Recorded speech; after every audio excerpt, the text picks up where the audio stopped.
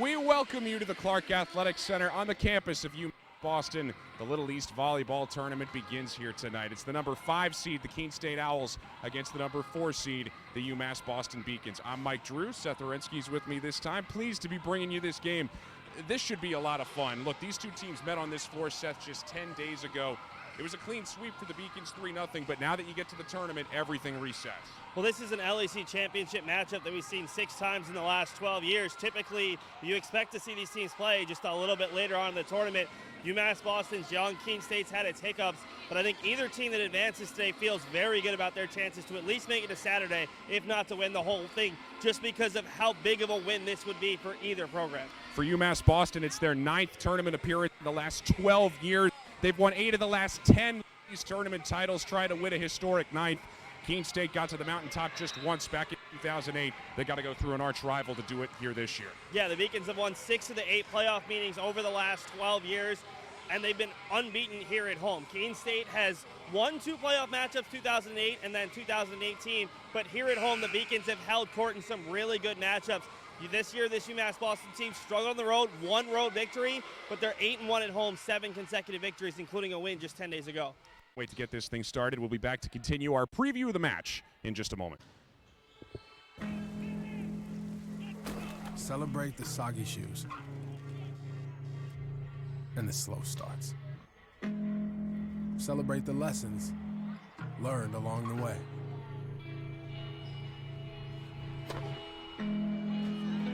These are the wins. Not the shiny, nail-biting kind. These are the last a lifetime kind.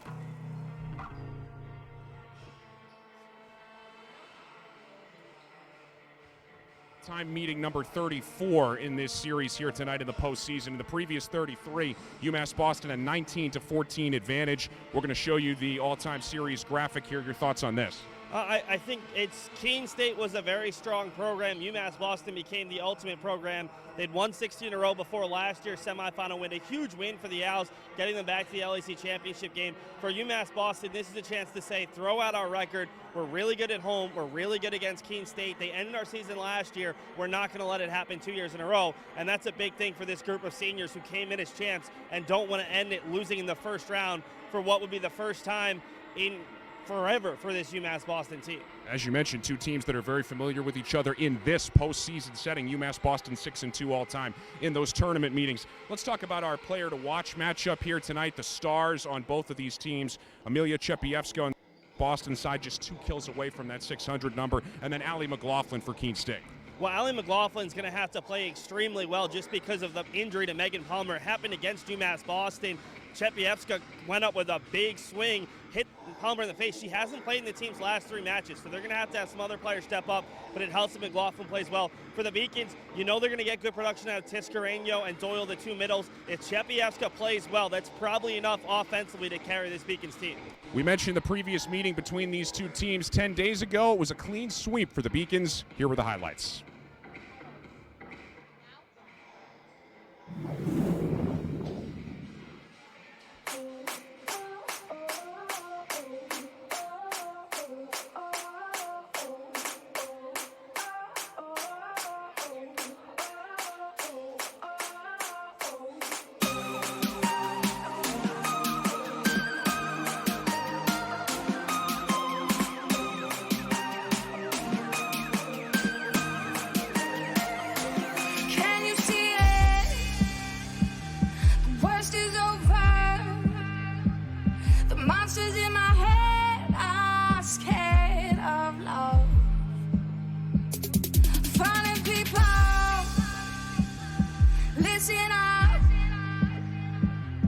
It's never too late to change your love. So don't let them steal your life. Don't let them break your stride. There's light on the other side. You'll see all the raindrops falling through. It's a revolution, and we'll make it out alive. It's a revolution.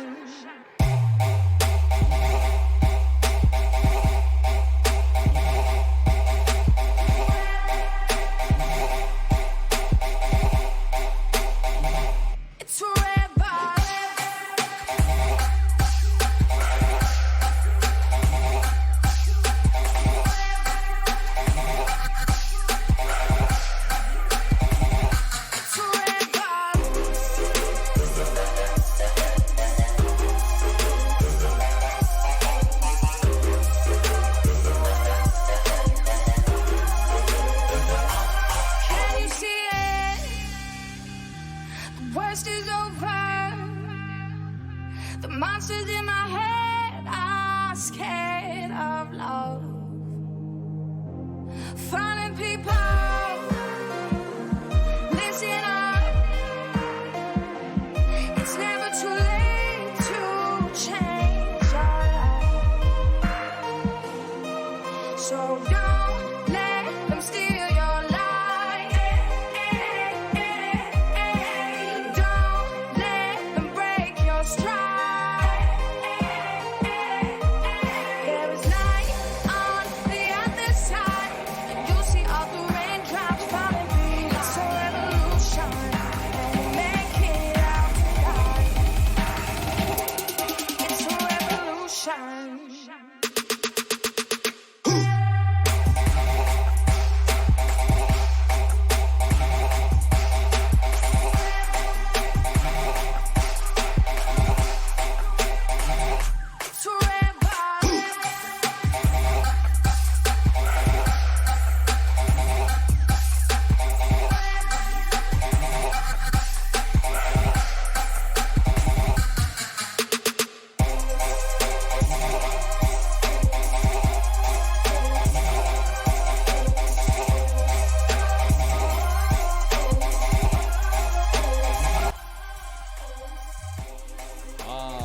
Arcing serve. Comments over to Garrity for the win. The swing and the kill and a straight set victory for UMass Boston over Keene State. Beacons hoping for that same result here tonight. They don't care if it takes all 5 sets.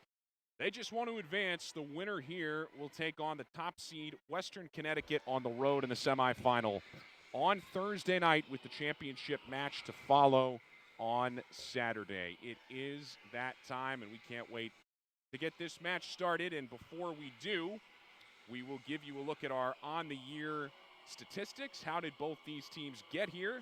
Well, they both went 5-3 in conference play. You see the numbers there. Keene State with a much higher kills per set number, just over 12.2.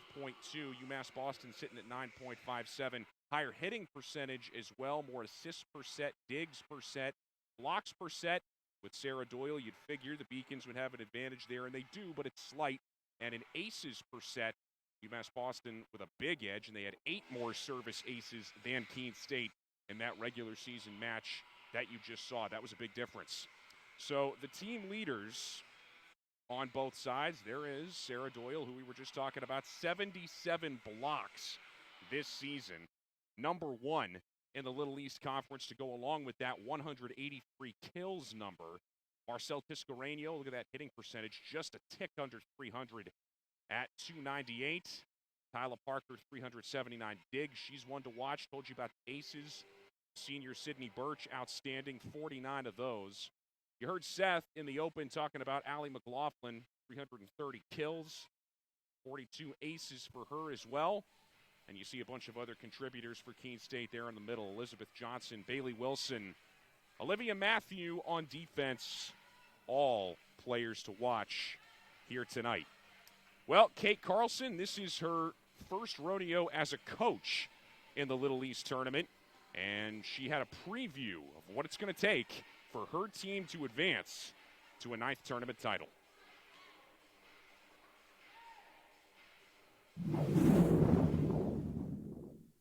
I think it was really good to see us finally rebound in those 5-set games. I mean, they've been very tough for us this year. Generally, it's been at the beginning of matches where we kind of get into a little bit of a hole and then make it extremely difficult for ourselves to kind of dig ourselves out. So I think we started off a lot stronger in that match, which then gave us that momentum to kind of finish it. So it was really good to see going into postseason that final finish, and now that just kind of sets the tone for the start of this week. I know that Keene State is definitely a team that we see a lot in playoffs over the years. And, you know, to get home court advantage the first game, I think it definitely is a great way to begin this week.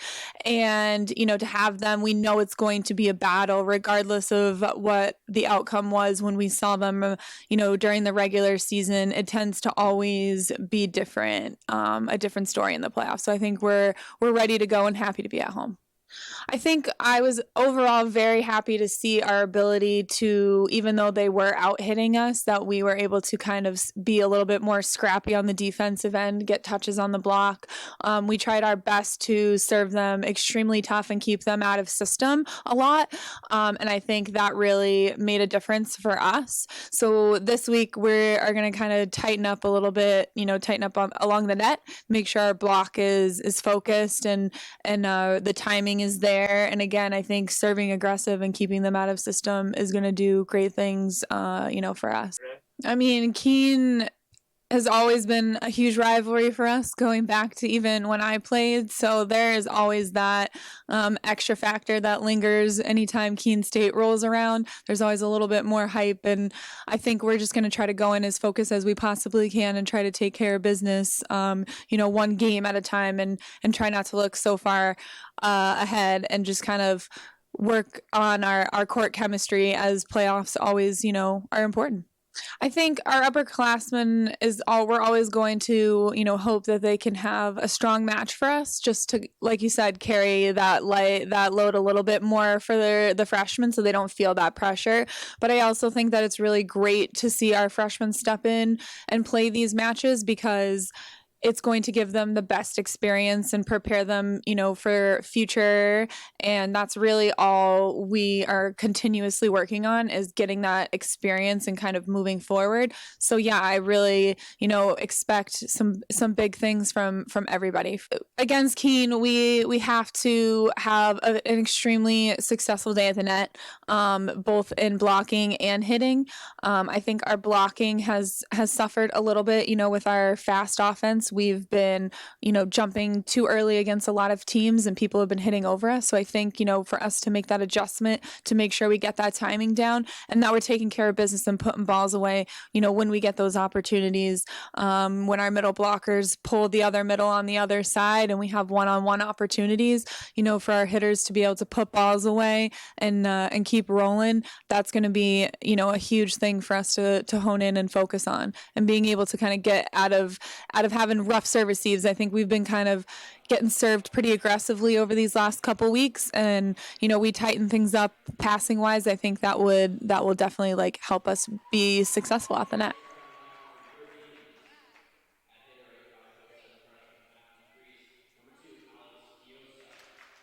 Been through it many times as a player, first time as a coach. Kate Carlson here in the playoffs starting tonight. They're introducing the starters to the crowd, so we'll introduce them to you, starting with Keene State here. You see Olivia Matthew in the libero spot. Sydney Johnson, Elizabeth Johnson, Kelly Hunt, Emily Ann Ashford, Bailey Wilson, and Allie McLaughlin. Seth, she is going to be a problem tonight. I don't know if it'll necessarily be a problem, but she's certainly a player to watch for Keene State. This Keene State team has had to adjust a little bit with Megan Palmer out of the lineup. She's had a very good season, and she's going to have to be a player who steps up, especially on the road for Keene State, to pull a second consecutive upset over the Beacons. All right, and as we always do, the Beacons now introduce themselves.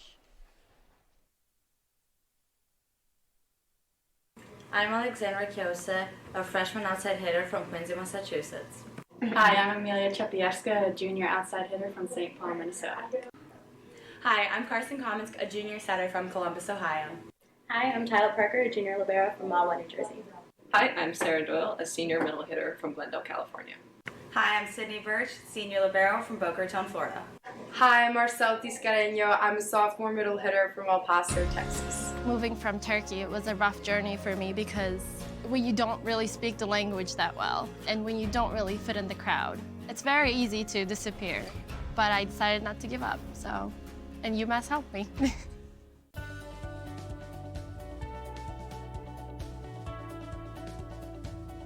I just wanted to get good grades and to do well, but it also made me realize that I have a lot of career goals. You're there to get a full college experience, not only participate in your sport, but participate in things outside of that, and it's all about growing as a person. My coaches have helped me with figuring out who I really am. Their lives are dedicated for us to succeed.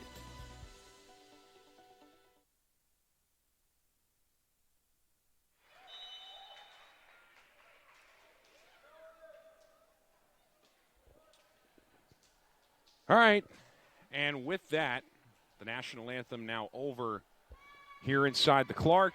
UMass Boston and Keene State set to get it on here. The winner to take on the top seed, Western Connecticut, on the road on Thursday in the semifinal. The championship match to come on Saturday. Our keys to the match here at the outset.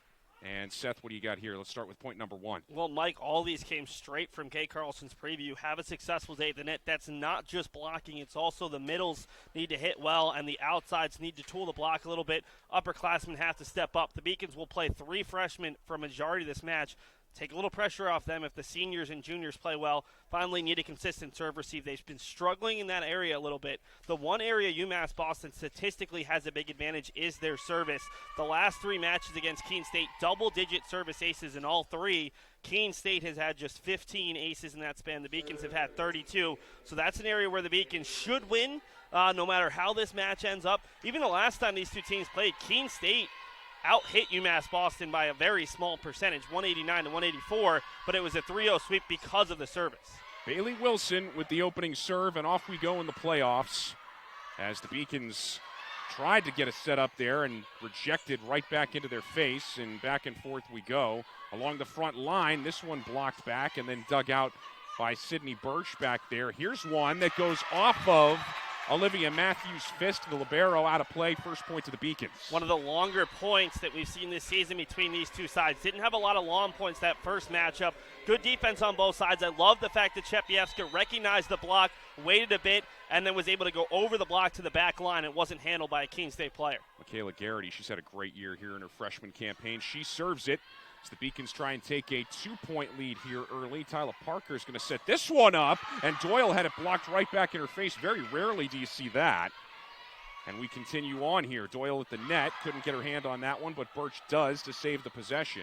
Alex Kiosa taps it up, and back the other way it goes now with Keene State.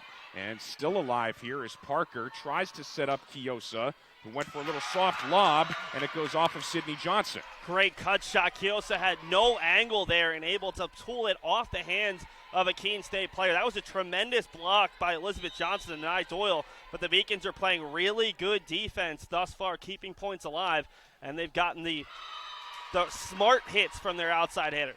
First service error of the match there. It's on Garrity. That'll hand Keene State its first point. By the way, officials tonight, Patrick Burns and Hillary Dorgan, and along the lines, it's Mark Fernandez and Dave Finn. Back the other way we go as Parker tries to set one up, and Doyle smacks one down, but right into Bailey Wilson, and a violation called here. Double touch on the Keene State pass. That was a nice swing there from Doyle, just able to put a little bit of pressure on the defense. I like what UMass Boston has been able to do thus far in their serve receive. Good first passes to lead to good sets, and they've been playing smart defensively. And the senior Sarah Doyle now serves it, but too far. And I was just about to say, what more can you say about Sarah Doyle's year? Number 1 in the league in blocks, kills, but the error there, and now it's 3-2. Sarah was not a server until her junior season. She was a frontline player. She's really expanded her game, but I would still say service is not the best part of her game. Saw that there. Here's Kiosa rifling one, and it goes off the fists of Wilson. One of my favorite players to watch on this Beacons team. She's not the biggest. She's not the strongest. She's dealing with a bit of an injury, but she's just always smiling, and this is a really nice start for a player who's been either really good or has struggled a little bit hitting the last 5 to 10 matches. Carson Kamensk on the serve. Career high 43 assists in that last regular season match against Brandeis. And here she hustles back to this one. Now to Parker, and Kiosa trying to get it over, does. But a nice effort by Sydney Johnson to get there and maintain the possession. Parker goes down to dig this one out. And now what are they going to do? This one lobbed over softly. Possession still continues, and finding the soft spot in the zone, Sydney Johnson again. That was well played. Yeah, the Beacons unable to take advantage of a free ball, had to dump it back over because of some miscommunication. That was a great job just recognizing the block is there, tipping it right over. Backline can't see it, and Keene back within 1. Yeah, Mallory Reed fresh into the game along that front line, couldn't catch up. Here's Parker with a great effort, but no chance for Kamensk, and now we're tied. And that's what Kate Carlson was talking about. Need that good first pass. Garrity sent it backwards, and the Beacons never really in that point. Serve coming the other way now, courtesy of Kelly Hunt. And Kiosa with the right fist gets it over. Back the other way now, a thunderous shot, but this possession stays alive, and Kiosa back the other way. They're trying to set one up for Sydney Johnson. She smacks it over, but Parker again will try and tee one up. This is Reed, and it's still alive as Olivia Matthew wouldn't let it hit the floor, and this one is wide. Keene State was hoping for a block, instead just cut a little bit too hard by the Owls player. We have seen a lot of longer points here in the first 9 points. First time, I think the average point, probably you're talking about 8-9 touches. Seeing a lot of points where you're going 10 to 15, and that just shows that if you play Keene State and you're not getting down that first heat, you're going to have to play a bit more defense. The Beacons have been playing good defense thus far. Brianna Azzanaro had a miss hit there, and they nearly lost possession, but kept alive, and this one is too far. No, it was deflected. Deflected, so UMass Boston will get the point, as standing there at the net with the thunderous smack was Czapiewska. Yeah, just a little bit of the block. The up official immediately pointed the Beacons' way. 6-4 UMass Boston as this one goes way out of play. Azzanaro again couldn't come through with it cleanly, and now a 3-point lead. Kiosa doesn't lead the Beacons in service aces, but she has been so good from the service line, especially against conference opponents. Several big runs in conference play. Kiosa smacks one, and this goes off of Sarah Williams, the sophomore from Andover. Back behind her, and we've seen a few Keene State players now have trouble corralling these serves, and it's 8-4. And Kiosa trying to come through with another ace here, nearly did, going down to save it, Sarah Williams. Keene State gets it over, and Kamensk now with a setup, and punching it across Tiscareño. Hadn't heard from her yet. Here she is at the net, and this one will just barely stay in for Keene State, as they'll give credit to Bailey Wilson. Wow, that was very, very close. Kiosa a little bit late to react, but another great serve. Kiosa forced Keene State out of rotation, out of their offense, and yet the Beacons still couldn't quite take advantage. That's because it's Keene State defense, one of the tops in the country in digs and digs per set, is just able to keep so many balls up. Off the Sydney Johnson serve, here's Kiosa, leaving it for Kamensk, and Czapiewska with a soft toss, but not here, as she punches it down, but Matthew was up to the task. Matthew tries to get it over and finds the net. It's 9-5. Wow. Czapiewska goes up, and you're expecting that ball to hit the hardwood, and that was a great job. A little bit of the block, a nice dig, making the Beacons work, but a very strong start for UMass Boston here in the early going. And here's another one that was misplayed by Azzanaro. She's had a rough time back there, and now you're going to have Bob Weiner, Keene State head coach, calling a timeout. His team down by 5 here in the first set. What a start to this postseason match. 10-5 UMass Boston. Back in a moment.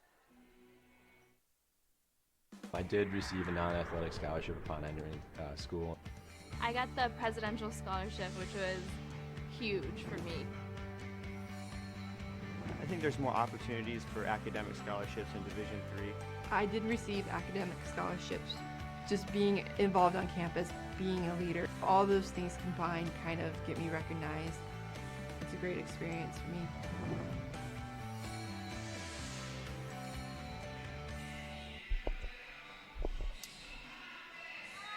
Taking a look at some highlights. Obviously, we're having a little bit of issues with some lag on our replay right now that we're going to continue to try to work on. We're going to come out of that. A little bit of an Ethernet issue, but UMass Boston off to a good start, and a much different start than the last time. The Beacons swept Keene State 3-0 on the 26th of October, but the Beacons trailed most of that first set before going on a late run. The third set was similar back and forth. Cruz kind of in the second set.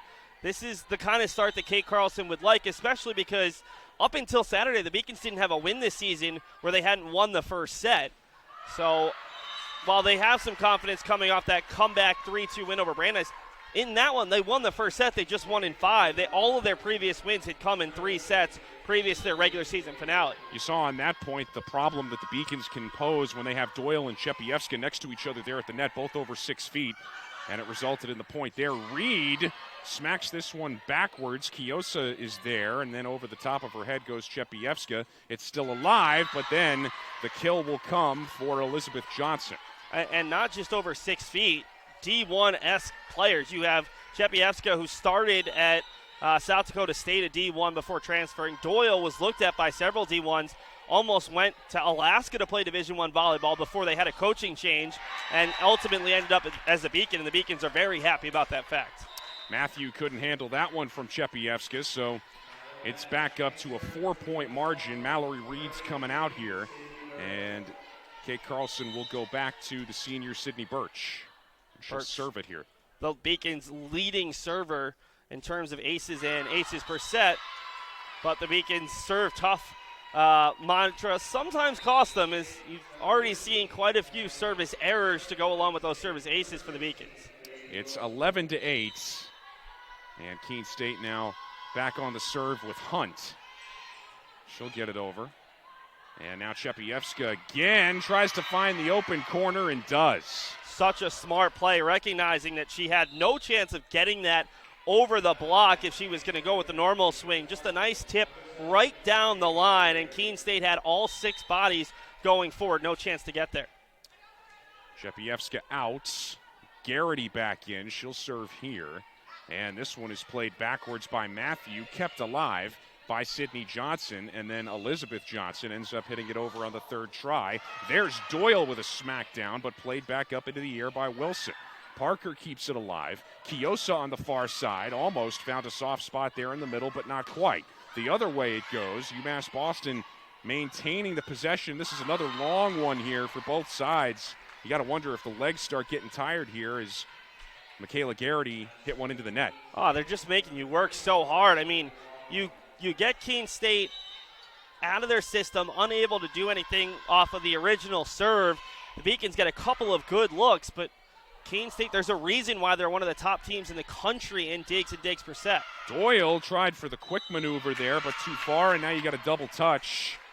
So the point goes to the Beacons. They're back up 4. I like the idea by Bailey Wilson to go over on 2 there, try to surprise the Beacons. The issue is you've got the 6'2" Doyle there, and as soon as she came back across, Keene State didn't have time to react. Yeah, tried to catch Doyle napping, but as we know, that doesn't happen very often, and here she smacks one over on the serve. And back the other way, a nice dig out by Birch, but the toss was errant. Yeah, a little bit of a miscommunication, though. That's got to be Garrity's ball. Garrity's coming at it from a central location. She had her legs straight, ready to go. Birch diving across her body, a much more difficult dig. Elizabeth Johnson serves it over. Comets get the net. What an effort with a left hand. Carson just at 5'7", recognized that ball's taking her into the net. No real chance to set it. Gets there before the Keene State player could for a possible joust and just pushes it across. Great play by the undersized setter for the Beacons. Back the other way we go. Commons teeing it up, and Garrity smacks one right in front of the bench. Can Keene State save it? Yes. Can they get it over? Yes. With Elizabeth Johnson. Nothing coming easy is here. Tiscareño thought she was going to have her first kill, but instead doesn't. Parker leaves one, and now the other way. Kiosa gets one smacked right back at her by Hunt, but the possession's still alive. Hunt smacks another one, and this one falls in. Beg your pardon, that was Emily Ann Ashford throwing one right back at Kiosa. Unbelievable defense. That's the first time I think I've ever seen a ball hit one of the light fixtures over behind the scorer's table. Keene State able to keep the point going and probably denied the Beacons 3-4 chances they thought would hit the hardwood. Kamensk on the set. Tiscareño finds pay dirt as a diving effort made, but Allie McLaughlin couldn't come up with it. And that's the big thing. You have to continue to have confidence that if you make the right swings, the ball's going to land. Tiscareño had a great swing on the previous point, and Keene State was able to dig it out, went to the slide, and a really strong swing just far enough away from the Keene State player. Serve from Kamensk. McLaughlin barely picked that one up off the floor. Parker now sets one. Kamensk gets over there, and here's Kiosa smacking one. Back the other way it goes as these two teams try and reset it. Tiscareño finds the corner again. A little bit of miscommunication that time. It looked like Allie McLaughlin and Olivia Matthew both had a chance to get there, but both players kind of backed away from the ball. And give credit to Carson Kamensk. She traveled a long, long way to get that original set and kept the Beacons in the point. And now back serving it again. As here at the net, they get it over on the right fist of Kelly Hunt. They're trying to set up Kiosa again, and that's not working out over there. And the point will go to Keene State. That's the third time we've seen Kiosa get rejected right back in her face the tag team of Kelly Hunt and Bailey Wilson coming right at her, and that's going to have to be an adjustment here as the Beacons go along. I think they got that one hitting the top of the tape, not even the hand, so the Beacons don't get it across on three. But UMass Boston has gotten a little bit predictable. They're going to Keosa a ton. Haven't seen enough swings for Tiscareño or Reed here in this particular formation. Point goes to the Owls here. Tiscareño at the net, involved in it, so it's 15-14 as this first set tightens up. Parker leaving for Kamensk, and now Keosa again. This time she switched sides, but Keene State went with her. See if they try to go to her again. No, this time Tiscareño jumps in front, but a great dig by Matthew to keep it alive. And this time, who's it going to be? Mallory Reed, but again, Matthew is there waiting. And a beautiful play, as waiting there like a snake in the grass was Emily-Ann Ashford, and all she had to do was put her fingertip on it. Yeah, nice job from Ashford, who's really stepped up. She's one of a few players who have stepped in to replace the production from Megan Palmer, one of the team's top hitters and overall players who's out with an injury. We are tied at 15. As Reed has to get it over here, she gets one smacked back in her face. Keosa on the near side has this one tipped up into the air by McLaughlin. Reed at the net gets one back over. What's the setup here? Oh, another beauty. As this time it's Sydney Johnson who snuck it over the outstretched fingertips of both Reed and Tiscareño. And now Kate Carlson's seen enough. Smart timeout. Right now the Beacons are very young out there. You don't have Czapiewska, you don't have Doyle, two of your more confident and competent hitters. Take a break, try to snap this little streak. You're only down one, but you don't want to let Keene State continue to gain momentum here about midway through this first set. Had a 4-point lead, now a 1-point deficit, 16-15. Back in a moment. I did receive a non-athletic scholarship upon entering school. I got the presidential scholarship, which was huge for me. I think there's more opportunities for academic scholarships in Division III. I did receive academic scholarships.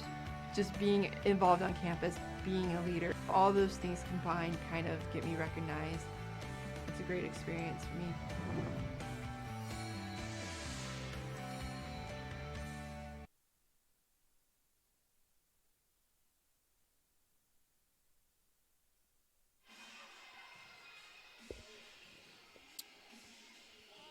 Earlier, we mentioned Keene State's head coach, Bob Weiner. 8 times he has reached the finals of this conference tournament. His team beat UMass Boston in 5 sets back in 2008. That's the only year Keene State has won this tournament championship heading into 2019. On the attack here, it's kept alive by Garrity. They set it up for Mallory Reed, and this one is dug out by Kelly Hunt. And at the net here, Reed and Tiscareño again have problems with it as Sydney Johnson comes through with the kill. Yeah, and this has just been, again, Keene State's defense is fueling their offense. They're not necessarily swinging all that well, but because they're able to keep points alive, they're getting better looks, and the Beacons are getting a little frustrated. Keosa went for the soft lob, and it works. She got it over that first line of Wilson and Ashford, and then Sydney Johnson couldn't catch up to it in time. And that's a huge side out for the Beacons. Yes, you're down by a point, but you get Czapiewska back in there for Garrity. Much bigger hitter and a little bit better at the net as well. Keosa gets it across. And the setup back the other way will be punched over by Ashford. And at the net here, Czapiewska has one rejected, and this one is going to fall as well. It's Ashford again. Yeah, Keene's done a good job. The Beacons caught pinching forward that time. A little bit of a late reaction, and a nice job by Keene to instantly put it back into a space the Beacons had completely left open. Owls have an 18-16 lead in the race to 25 here as Comets just barely kept that alive. Reed gets it back across. And here at the net, Czapiewska with the rejection. And it's 18-17. Huge play there by Czapiewska. Now you get Doyle coming in, who's had a better first set than Tiscareño. Can UMass Boston go on a little run? Both of these teams have used one timeout thus far, so I think either one of these coaches is really going to want to use that until very late in this set. Back the other way here. What a dig by Keosa to get down there and get it. Possession kept alive, and another soft lob that works. That time it was McLaughlin racing in from the back, and she got it up and over Mallory Reed. Keene has been using a lot of those tip shots, just trying to get it right over the block and see if they can find that soft spot, and recently it's been very effective. 19-17. Kamensk leaving for Reed, and this is punched back across by Azanara. At the net here, Doyle says, I'll take that. But Keene again up to the task, and Czapiewska loses this one right between her hands. And it's a 3-point deficit. And Keene is on a big run. Remember, it was 8-4, 9-4 UMass Boston early on. The Owls were able to turn it around and really frustrating this UMass Boston side. Yeah, and then they were up 13-9 as well. Here's Doyle back the other way. Matthew keeps this alive, and the run's going to continue. Elizabeth Johnson this time. 21-17. And another timeout. Yeah, smart timeout from Carlson. The last time she used her timeout, the Beacons were down a single point at 16-15. Keene going on a run. Need to stop the bleeding at this point. You've got a good group out there. You just haven't been able to consistently get kills, and I think that's what's frustrating them. They're getting the kind of swings that have worked in previous matches. It's just Keene's defense has been really good. Owls are 4 points away from an opening set win. Back in a second. Division III allows you to give yourself to other things. Having that free time allows me to pursue the things that I want to pursue. Division III athletics affords students the opportunity to, engage in the other interests in their campus and in their lives outside of that sport. It allows you to just be able to do everything you want to do. I wouldn't change it for the world.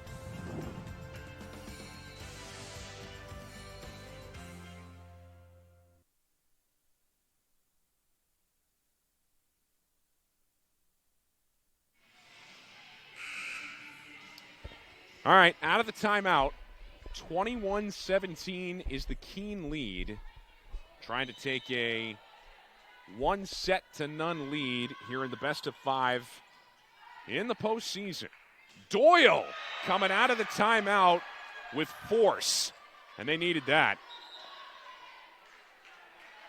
That makes it 21-18, and that was a designed play all the way. What a smackdown by Sarah Doyle. You get the sense that bench needed that on the UMass Boston side here. Birch on the serve. It's too far, though. And it's right back to a 4-point set.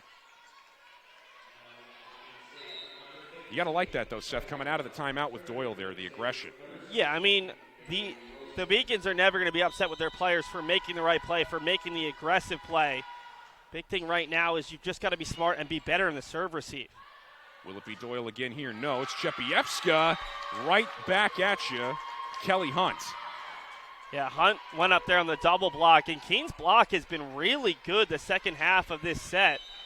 I think that's been a underrated reason why they've been able to take this lead. They've been playing really defensively, players in the back line, but they've been getting a lot of blocks, and there's another one. That time it's McLaughlin right back at Doyle, and we have reached our first set point here. 24-18 in Keene State, 1 point away from a 1-0 lead. This one kept alive by Kamensk, and now Kiosa has to get it across, does. Keene State going for the kill here, and Kiosa just barely digs it out. Czapiewska finds pay dirt. One of the few times where a hitter looks up and sees daylight. Czapiewska looked up and she saw the entire back right corner wide open. Very, very seldom has that been the case where a Beacons hitter has been able to look up and seen anything more than a very tight lane that they could find maybe a little bit of pay dirt. And the seas parted there as Garrity will serve this one across. Set point number 2, and what an effort by Parker to keep it going. And then Kiosa gets it across. Sydney Johnson couldn't handle it. Keene State was inches away. Terrific pancake there by Parker, and that's big. Obviously, the Beacons need 4 more of them. They've gotten some nice plays here just to get back a little bit of momentum. Garrity again on the serve, and we will reach another set point here as it was McLaughlin who couldn't handle it clean. Yeah, McLaughlin's going to get credit with the reception error, but Bailey Wilson looked like she was going around her, might have made contact. Little bit of miscommunication there for Keene. 24-21. As here, McLaughlin leaves one and gets it back. Parker serves across, and set number one officially goes to the Owls. Bailey Wilson, who was sensational in that opening set with the clincher. Yeah, I mean, it wasn't a great play by UMass Boston. Tyler Parker's got to keep that ball on her own side of the net. Instead, the sure-handed libero sends it back across a really easy point with Doyle well away from the net. No chance to get a block on it. But the one small glimmer of hope if you're UMass Boston, you were down I think 5, able to get a couple points back, show some fight, need to come out and maybe throw a punch of your own to start the second set. This Beacons team, yes, they just won a 5-setter. They won their first match that was longer than 3 sets, but they cannot afford to go down 2-0 with the way that they have played this year. Haven't shown a little bit of timidness and having so much.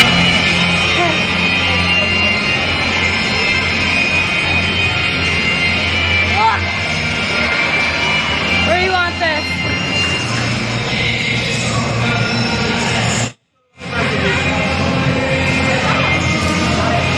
Cup. Is great decisions I've made besides coming to UMass Boston. When you train together in that sort of intensity, you build a sort of a bond with people who are training with you. You know, it's like on a higher level of friendship. It's like teammates, it's just a different level. My freshman year, I got a Rookie Athlete of the Year. Outdoor for my sophomore year, I was the first time I went to nationals. When I jump, it's a little difficult considering I have a hereditary disorder known as amblyopia. There we go. It's pretty much just a partial blindness in the left eye. The best way to describe it is if you have decent prescriptions for contact lenses, you take one of the lenses out, and then you put your hand over the eye with that lens. That's my vision. I rely more on my steps as opposed to my visual perception of how far away the bar is. And since I can't see out of my left eye, I have to sit on the far left-hand side of the class. Hopefully coach for a few years, and coach some high school kids, maybe even coach on a college level as like an assistant coach, and go to PA school, then do a 5-year program and try to get my loans paid back, and then go from there.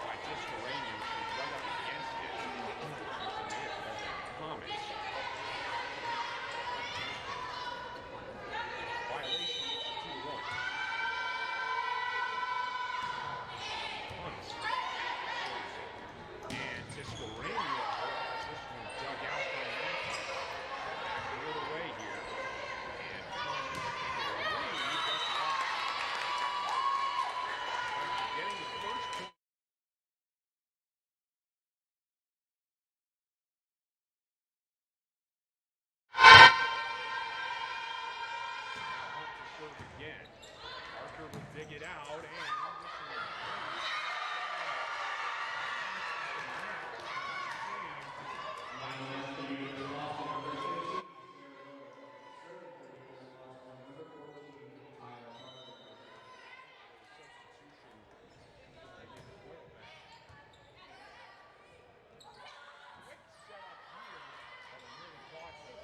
snapping. Bailey Wilson with the stick one.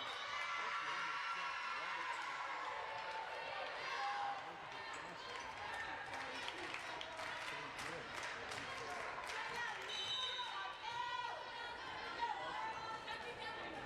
Handles the serve now. This one teed up. Make this tie here. One over to Doyle.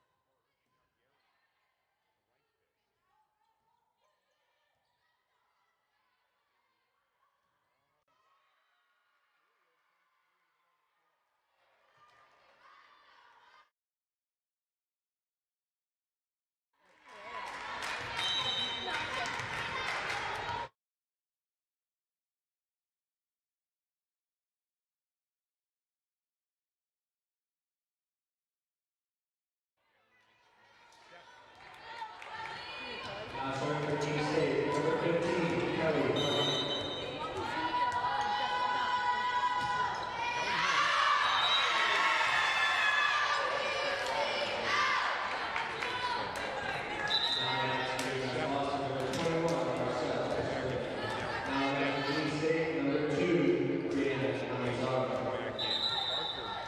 Heads out, and the officials are going to wipe up the wet spot.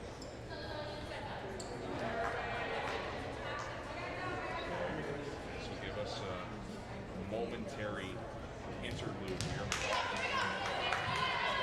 Serving for UMass Boston, number 15, Sarah Doyle.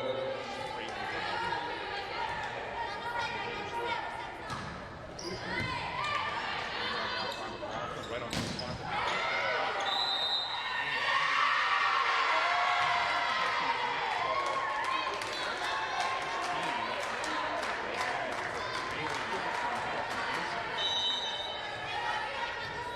11-7. Now Doyle again. They're going to set this one.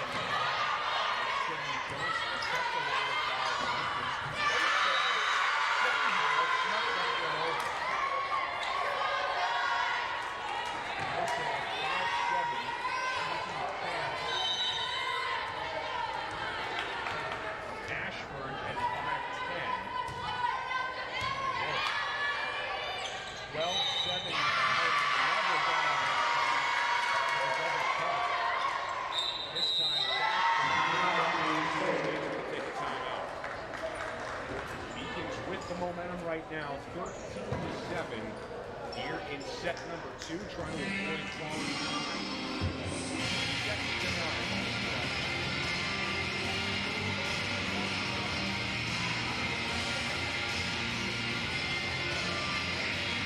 I gave DC the non-athletic scholarships my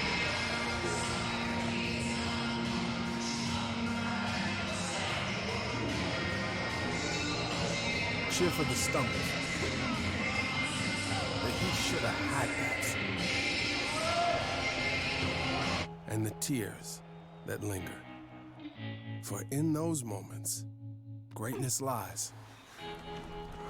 There, you will find the provoked, the determined, the unified. It's in those moments that champions are born.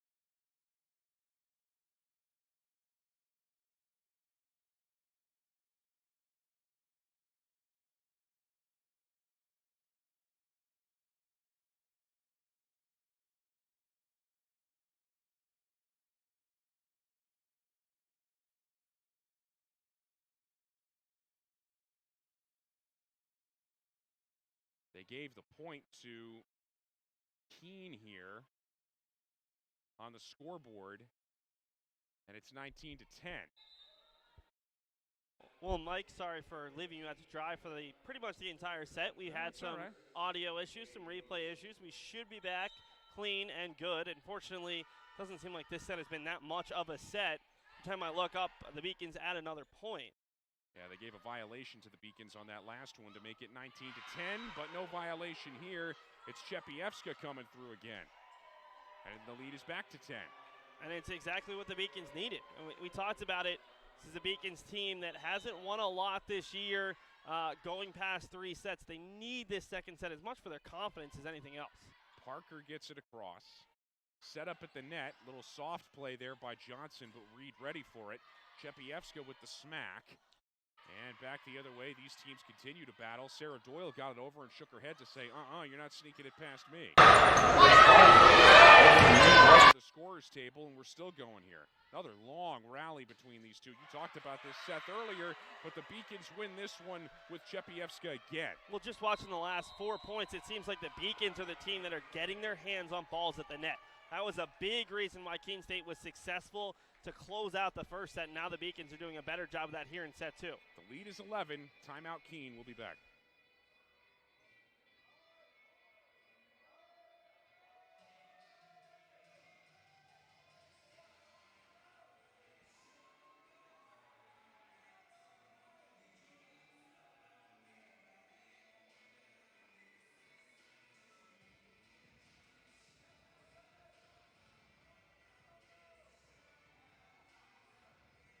The University of Massachusetts Boston, with its scenic oceanfront campus, easily accessible to downtown Boston, is recognized as a model of excellence for urban public universities. 16 NCAA Division III sports are part of the more than 100 student organizations that create an engaging campus life in America's biggest and best college town. UMass Boston, Boston's urban public research university for the 21st century.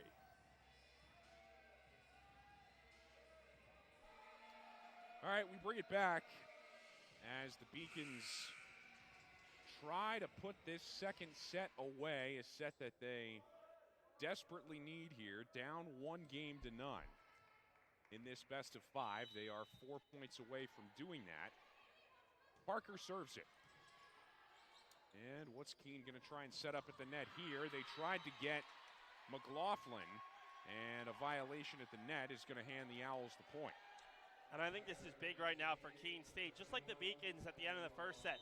Yes, you're down by a big margin. Maybe you can't come back, but can you go on a little run to get yourself some confidence heading into the third set, in which one of these teams likely will take a 2-1 lead?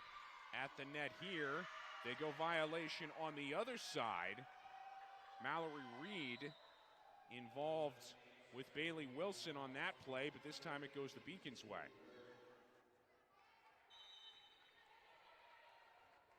That's a couple back-to-back net violations here. Birch gets it across. Here, although they might, barely kept alive by Elizabeth Johnson. And back the other way, Czapiewska has to get it across, does. And on the setup, this is played back by Birch. And give credit to Kelly Hunt for getting it over and keeping that possession alive. They get the point out of it. Yeah, Keene State comes in with nearly 20 digs per set, which seems like an out-of-this-world number. But you watch it and you can kind of see, just with the fact that there are so many points in this set, in the previous set where the Beacons looked like they had won a point, Keene somehow able to dig it off of the net, able to dig it out in a ball that almost hit the hardwood and then continue extending the point. Doyle uncorked one wide there, so now 22-13. Beacons still in good shape here, trying to put this away. That'll help Czapiewska. Absolute bullet to the opposite corner. Really nice swing from Emilia. Lead is back up to 10. 23-13, and the serve will come courtesy of Garrity here. Back across. And a little soft toss there, and that was beautifully executed again by Hunt. Yeah, the Beacons block kind of mistimed that. Hunt waited just long enough for the two hands to be coming down, and a really nice job sliding it right between the four hands for an easy kill. Led all players with 13 kills in their win over Southern Maine a few days back. You can see why, and you can also see why Doyle has completely turned this match around here in this set. We're at set point for the Beacons here.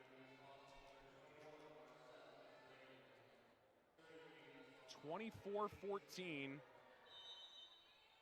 and the Beacons with their first set point of the night, trying to wrap this thing up and even the match. Comments, can Doyle run into each other, and then Kiosa ends up with it, fired it cross court but kept alive. And finding the open space here, Sydney Johnson, and the Owls are still alive in this set. I think Carson gave Sarah Doyle a little bit of a punch in the chin there. Yeah, Doyle, you can see the head kind of peel back. Yeah, she's laughing it off, but never good to see two players completely ignore the other one and run into each other.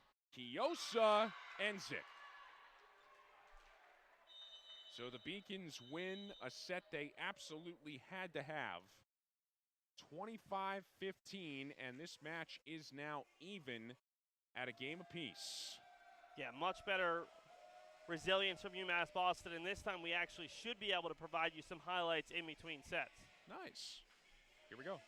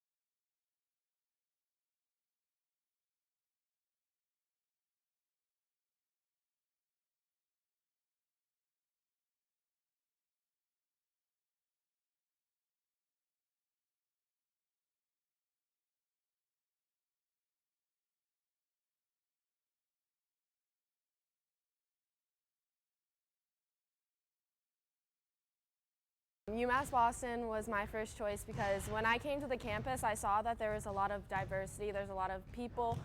Here there's a lot of international students, so it's really cool to meet people from different countries, different parts of the world. I'm Julia Murphy. I'm from Canton, Massachusetts. I'm Olivia Murphy. I'm from Canton, Massachusetts. We're sisters. We're sisters. I play volleyball and she plays basketball. Here they have a freshman success community.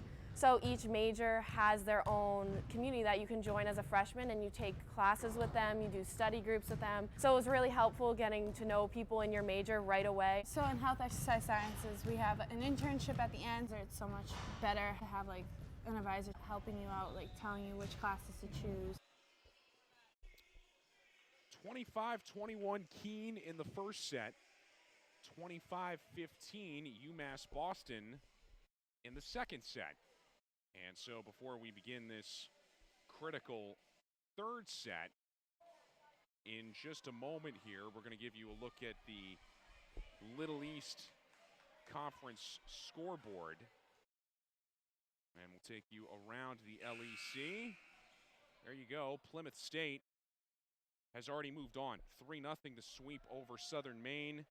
That means Plymouth State is going to take on the number 2 seed Eastern Connecticut in one of the semifinal matches on Thursday. The winner here will get the top seed Western Connecticut. Yeah, and if UMass Boston is to win this match, it would actually be a rematch of 4 teams that saw each other last week. EastCon just beat Plymouth State, I believe, on Saturday at EastCon, and now UMass Boston, who lost in 5 at WestCon last week, middle of the week, will do that. Mike, a couple of quick adjustments in between the sets. You look at UMass Boston, the first set hit 111, Keene State hit 268. Second set totally different. The Beacons hitting 296, holding Keene State to an 032 mark. Big part of that is Sydney Johnson. The first set, 5 kills, 1 error on 15 swings, just 1 kill on 7 swings in the second set. Also for the Beacons, Sarah Doyle, 1 kill in the first set, 4 kills in set number 2. UMass Boston also held Keene without an ace and without a block in set number 2. They had all 3 blocks and 3 aces as well. So the Beacons really dominating in most of the categories in that second set, a big reason why they won by 10. Yeah, Doyle set the tone right from the outset, had the opening point of that second set, and carried that all the way through. She was dominant in turning this thing around. Bailey Wilson gets us started in set number 3. Don't need to tell you how important this one is. Czapiewska gets it across, and at the net, the combination of Reed and Tiscareño comes through with the block.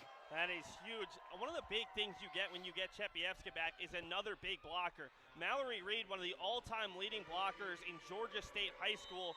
She's great. Tiscareño and Doyle, 2 of the better middles in the conference. With Czapiewska, you've got 4 high-level blockers on the front line, and the Beacons are showing that off here in the last 2 sets. Violation here at the net with Doyle. Yeah, just blocked it wide, couldn't quite get the hands there, and Keene able to even it out. But again, I mean, that's a point where the Beacons are able to anticipate where Keene's going offensively and had 4 hands in front of that set and attempted kill. Here's Reed again. She went for the soft one, and it works, as McLaughlin couldn't handle it. It's a nice kill from Mallory, who had just 1 kill in the first 2 sets. Not a player who's going to get you 10-12, but if she can get you 4 or 5, you get 4 or 5 from Kiosa and Garrity, and then you have your big 3 go off, and you've got a really nice-looking offense. Well, and just a freshman, you can see what her potential is long-term as the point goes to the Beacons here as the serve return, I should say, falls short. And it's 3-1. First ace for Sydney Birch, the Beacons leader versus 3 service errors. See if she can go on a little bit of run here to give the Beacons a little bit of breathing room. Trying to extend the lead. Doyle thought she had it, but keeping it alive just barely, Elizabeth Johnson. Been a lot of near misses here, including that as Czapiewska tried to feed Kamensk. Didn't get enough on it. I know we keep talking about Keene extending points, but that's a situation where the Beacons the entire back line was celebrating winning the point when that ball was dug out. That's how confident they were that Sarah Doyle was going to get another kill. See if they try and tee her up here. They do, and it works. And she punches that right fist in celebration. She is into it right now. And she really, as I said, has turned the attitude of this game around.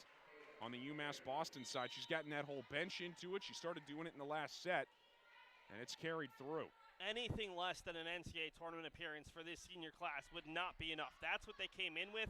They don't want to end with back-to-back LEC tournament losses. So I think that was probably a discussion in between the first and second set.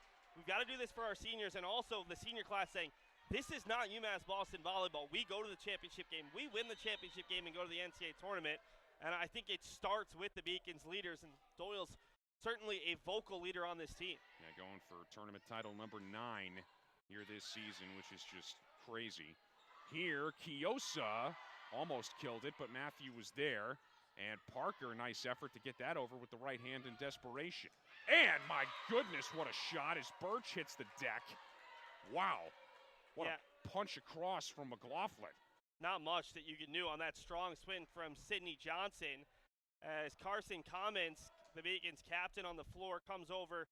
Beacons were upset with some no call there, and Commons wanted to talk to the up official with what he saw so she could go over and tell Kate Carlson what the up official was talking about, as Carlson was talking to the down official. Not quite sure what the Beacons had an issue with there, but what do you think the exit velocity was on that? Certainly one of the hardest hit balls we've seen. I mean, we've seen Emilia Czapiewska hit some very hard balls. Tiscareño hits it hard, Doyle hits it hard, but there was nothing Sydney Birch possibly could have done with that swing. You need your block to get hands on it and slow it down. Duck and cover. 6-3 as Doyle will serve it here. Back over it goes, Matthew. And the soft lob will work this time on the tip play, Ashford. She's been active here. And Emily Ann will give way to Sydney Johnson to serve here. 6-4 is the Beacons lead. We're tied 1-1 in the best of 5. Winner moves on, losers done. Tiscareño has it knocked right back at her, but the Beacons will get the point. Violation at the net called on Ashford. They said that block actually went just out of bounds. That was the call, and I'm a little surprised because from our angle, that ball looked like it might have hit the tape. It's the official on the Keene side who has the better angle, but he called that one out, and I'm not sure if he got that one right. Yeah, close, as this one's out of play. That one was right, no doubt about it. Commons wise to let it go, and it's 8-4. Similar situation where UMass Boston was in the first set. They led 8-4 and 13-9 before letting the lead go. Be interesting to see if UMass Boston gets a little bit more aggressive here in the third. After the serve skidded across, Tiscareño hits the corner. And it looks like the Beacons are a little bit more focused on some of the, it's not quite a cut shot because they're trying to go back corner, but they're looking to take advantage of Keene creeping forward a little bit and finding that angle right between the player who's hugging the line and that back player in the back line, or that middle player in the back line. This one will deflect up over. So give the point to Elizabeth Johnson. And some of the Beacons lacrosse players who were standing right across from the Keene server trying to get into her head a little bit. Hominsk tried to find Tiscareño, and it was just an errant pass. Went over the other way, makes it 9-6. Yeah, just floated it just a bit too tight. And now Beacon's looking for a big side out, trying to keep this lead at 4-5, not like Keene State back in early. The fake by Tiscareño, and then Kiosa couldn't get enough on it. It's a 2-point game. Kate Carlson looked up at the scoreboard. I thought she might use the timeout early.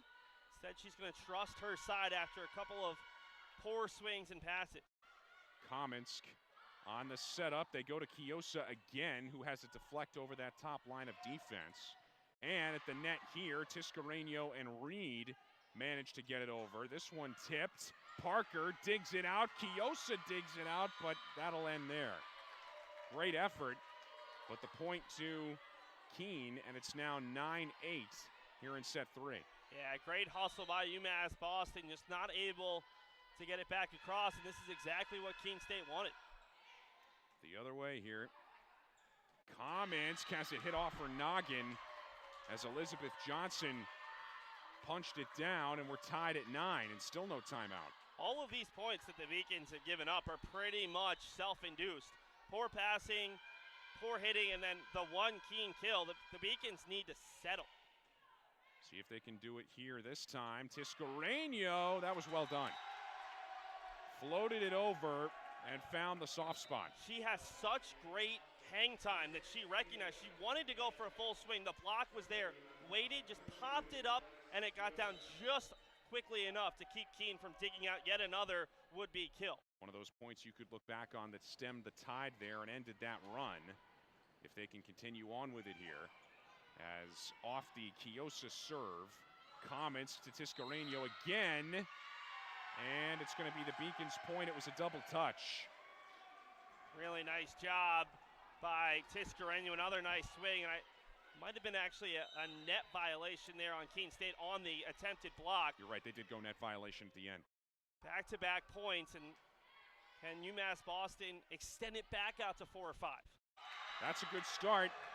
Tiscareño in there again along with Reed.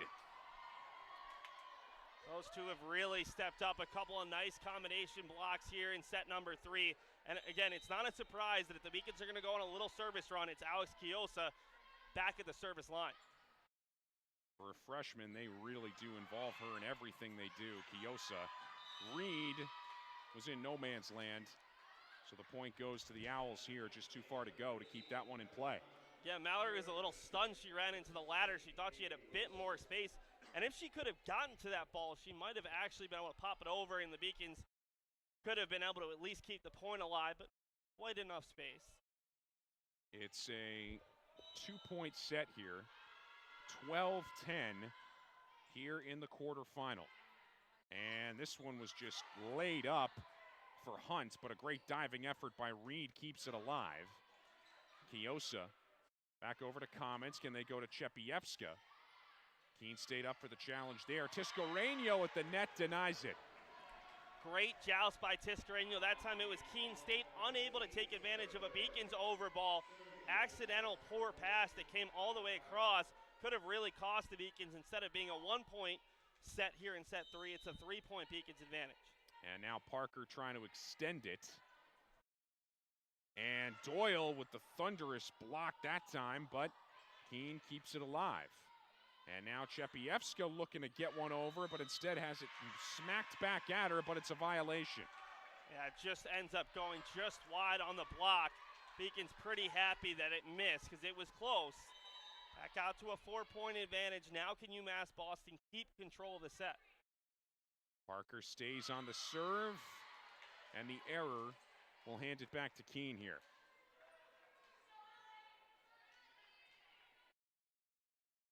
(14-11). And on the serve across, McLaughlin, diving effort by Czapiewska. Reed, and it just did stay in. I thought they were going to call that on the block, but they say that it actually caught a bit of the tape. And this has been better from UMass Boston, where they've gone through some adversity, saw Keene State get back into the set, but immediately pulled it back out to a 4-point lead. 10 points away from a set win here. Birch serving it across, and a miscommunication here, big time. It was Hunt and McLaughlin who couldn't get on the same page. I thought it was going to be Wilson who was going to take charge, and the setter just stepped out of the way, and a little bit of late movement there from Keene State. I think this is the largest lead of the set for the Beacons. It is. Beacons will take the mistake on the other end. 5-point advantage. Czapiewska keeps it alive. Czapiewska punches it down. However, it goes into the net. Yeah, it's a long set from Comments going from one antenna to the other antenna, and she just pulled Czapiewska too far away from the net, unable to really deal with it, and her angle was off there on the swing. Serve over by Elizabeth Johnson. Czapiewska can't find anything on the far side corner. Punched back. It's going to be outside the antenna. That one doesn't stay in the legal playing area, and back to a 5-point lead. Yep, 17-12. So Czapiewska will come out, and Garrity will take her spot on this rotation. 5-point lead, UMass Boston. dropped the first set, trying to take the next two. Garrity dives down to dig this one out. Up across Kiosa, and that one was kept alive by Parker. And then a great effort by Comets to get it over, and Doyle thought she had it on the far side. It ends up being a Beacon point anyway. It was a great effort by Matthew to get over there to what seemed like it was a vacated zone, but the Beacons come through with the point. That's great volleyball. Keene State dug out a couple. I thought the Comets might have been able to get the kill going over on two. Then Doyle with the big smack. Keene State, though, able to keep the point alive and then just floats it a bit too strong. 6-point lead. UMass Boston has to feel pretty good about the spot they're in. The big thing right now is no runs. You can't make those silly mistakes that allowed Keene back into this set earlier on in set three, and you've got to be better on the serve receive. When Keene State's played well in this match, it's because the Beacons have been struggling to get that initial pass. When they've been getting the initial pass, they've been generating pretty good offense and have been playing a lot better these last two sets. Timeout, 18-12. We got highlights here.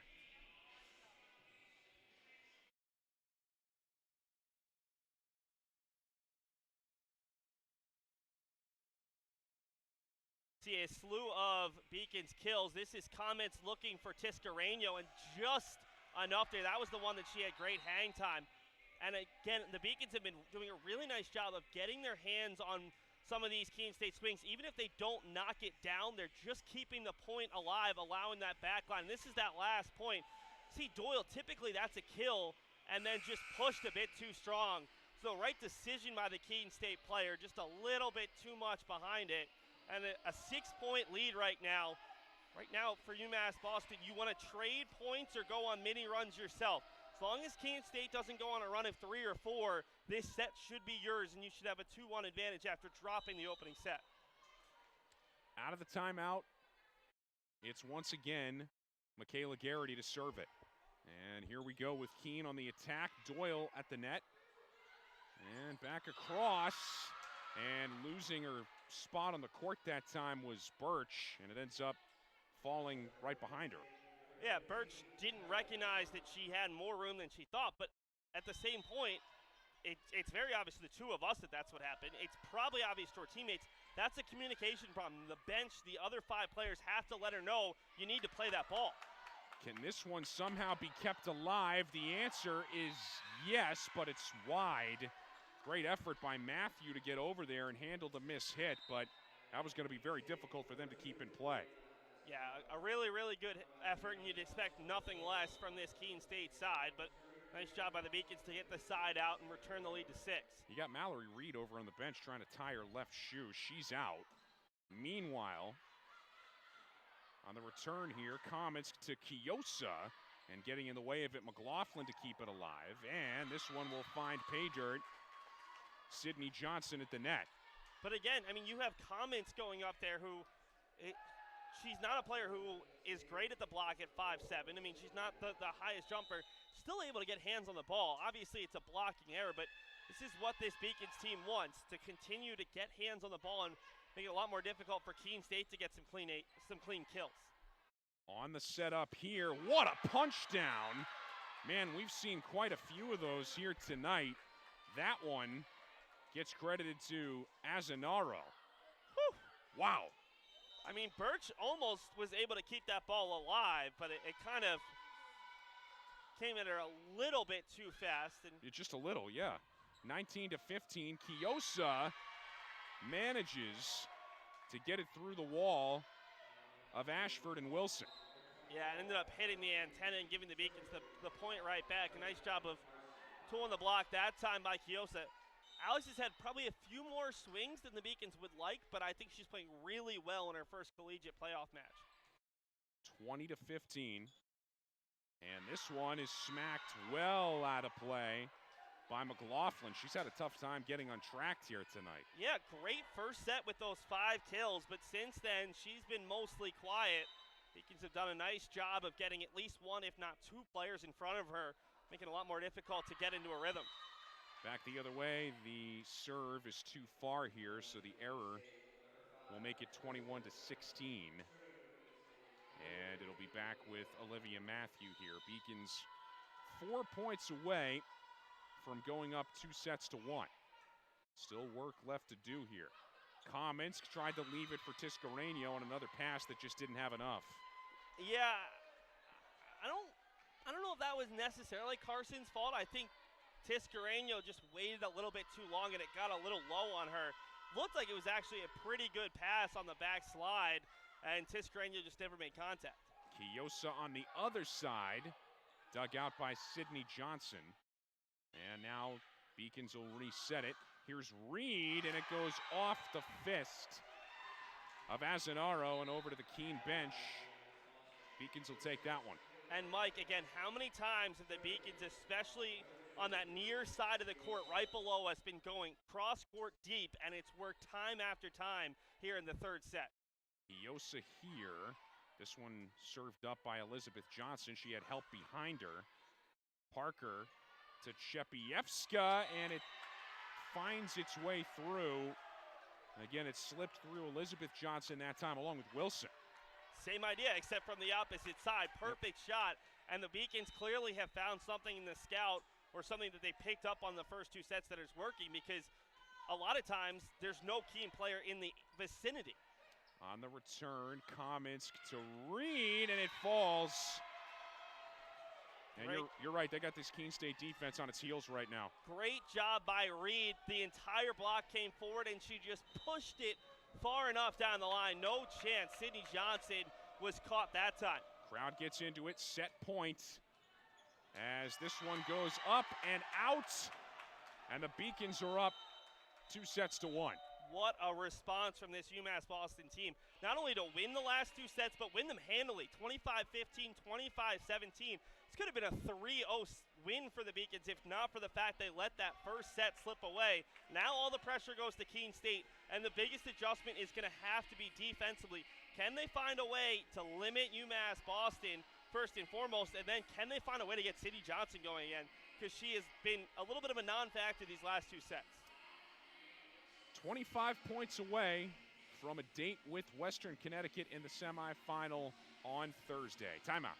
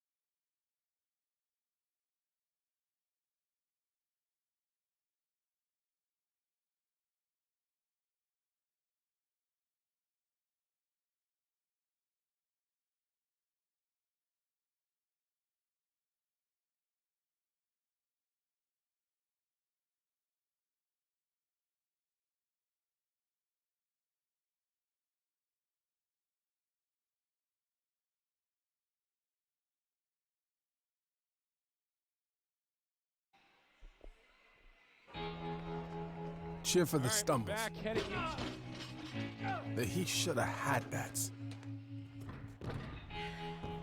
And the tears that linger. For in those moments, greatness lies. There, you will find the provoked, the determined, the unified. It's in those moments that champions are born.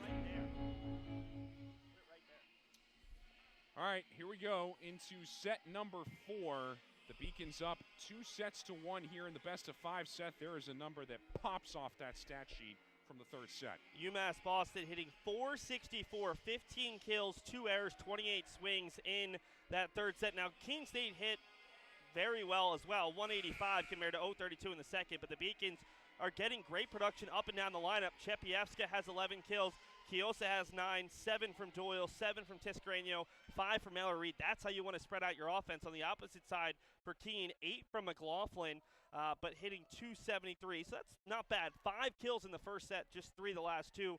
7 from Sydney Johnson, 6 from Emily Ann Ashford. The other big things, Keene State 3 blocks in the first set to the Beacons, 1 since then, 5 blocks for UMass Boston, 0 for Keene State, and the Beacons 11 aces to Keene State's 2. All right, here we go. This is the season now for Keene State. Got to win this set, and they're off to a good start as Parker couldn't find Kiosa on the return feed. And I think you're going to see Keene State pull out everything they've got in the playbook. You're going to see them maybe run some of their more reliable plays a little bit more frequently. I think they're also just going to come out a lot more aggressive here in the fourth set. And the big thing for UMass Boston is they play tight. They should be fine. Tiscareño ties it immediately. And by tight, I mean good passes, smart decisions, good sets. The Beacons keep playing the way they played the last 2 sets. They should be okay no matter what Keene State does. Tyler Parker now. Her turn to serve it across.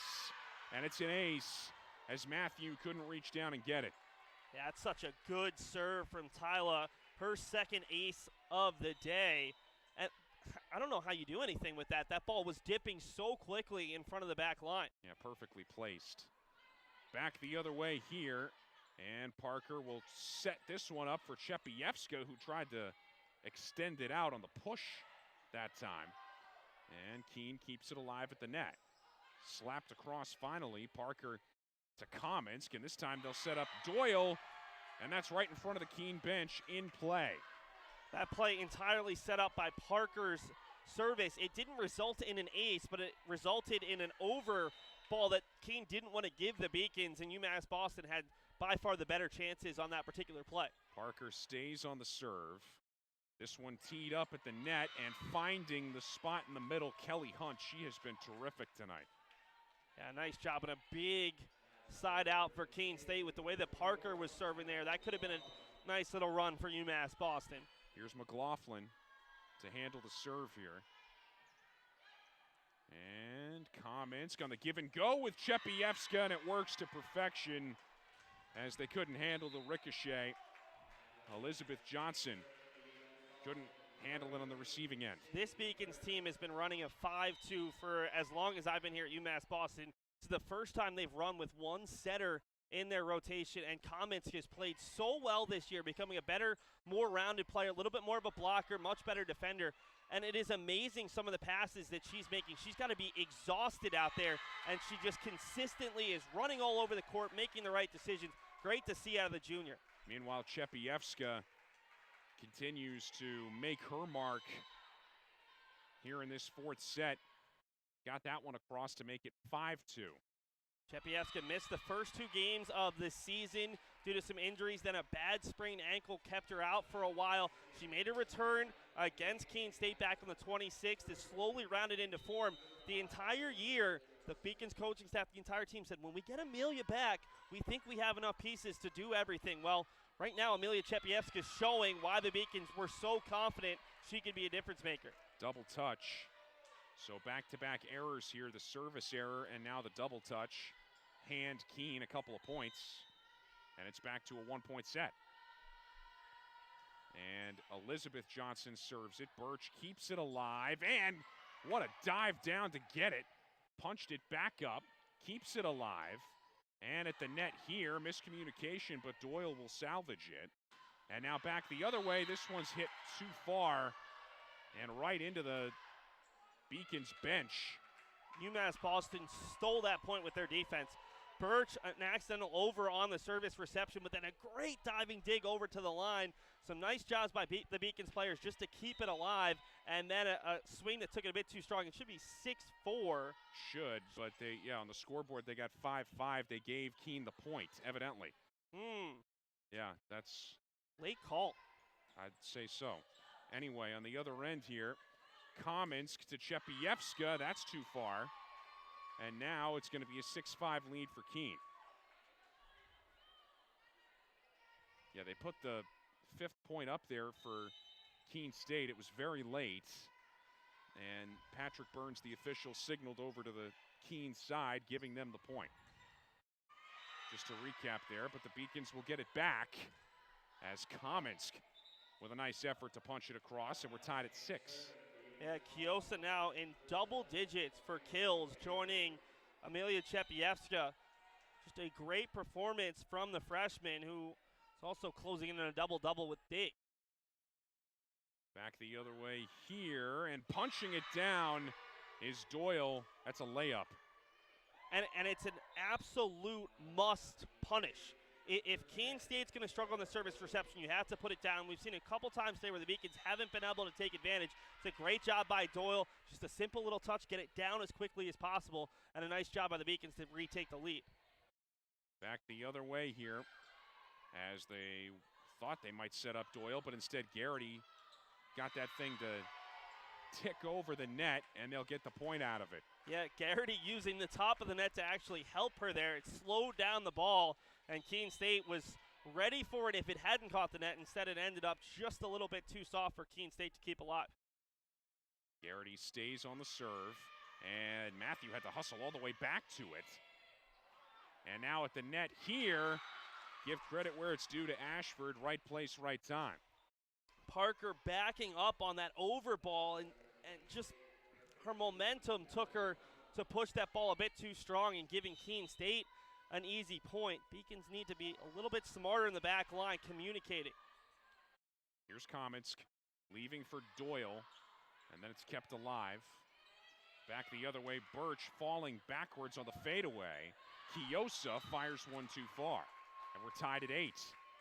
It's another over ball where the Beacons aren't able to take advantage. Yeah, I mean, yes, that's a difficult ball and really tough thing, but maybe someone else sets that one because Comets is coming from such a far distance. And then Kiosa was struggling a little bit. Beacons team needs to just make it some smarter plays right now. Although give credit to Keene State, even on these overpasses where they're forced to give it over without a swing, they're putting it in a difficult area. Now you got Comets trying to wipe up the wet spot here. They had one of these on the other end earlier. And now that we got that cleaned up, here's Kelly Hunt. Back over, and this is, there was an open area there at the net for Keene. They didn't take it, instead served it up, and Kiosa will use that to her advantage, sneaking it inside the near side corner. Another over ball from UMass Boston. Fortunate to not give up the point, but another nice swing from Kiosa, who's having a really, really nice match. 29 swings through the first 3 sets, which was tops on the Beacons, tops of any player. Probably not the way the Beacons drew it up, but she has been phenomenal. Yeah, it's the way it's played out here tonight. Kamensk leaves for Tiscareño. Matthew keeps it alive, and this time it was Ashford who couldn't sneak it over. Yeah, it was just looking for the tip and couldn't quite get enough of it.